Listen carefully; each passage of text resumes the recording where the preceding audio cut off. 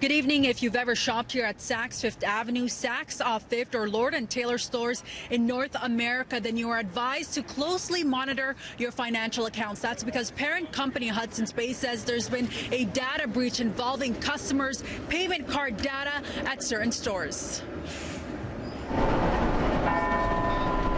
Customers' credit card data is set to be involved in the breach, and the company is advising customers to report any suspicious transactions. A spokesperson says HBC has identified the issue and is taking steps to contain it.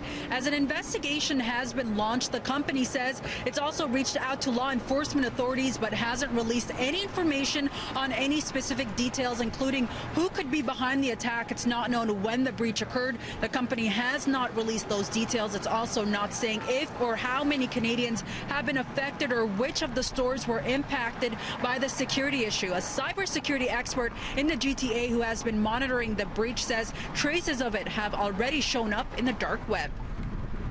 Everything, basically, everything floated out because they saw records for sale on the dark web, and then somebody reported on that hey, there's this X amount of records. I think there's about 125,000 records that are being sold on the dark web, and that's really what brought and shined light to this.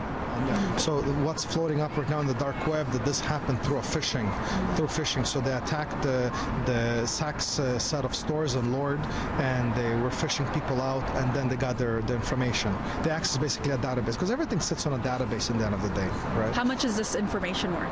So on average, a profile costs about $10 to $18. When you're dealing with juicy information such as this, where you're looking at people's credit card information, you're looking at people's identity, and you can actually, it's fresh, and you can utilize it anywhere between $50 to $100 per record. This definitely looks like a hacker. The hackers that have publicized this are known to do this type of breaches on large retailers and so on.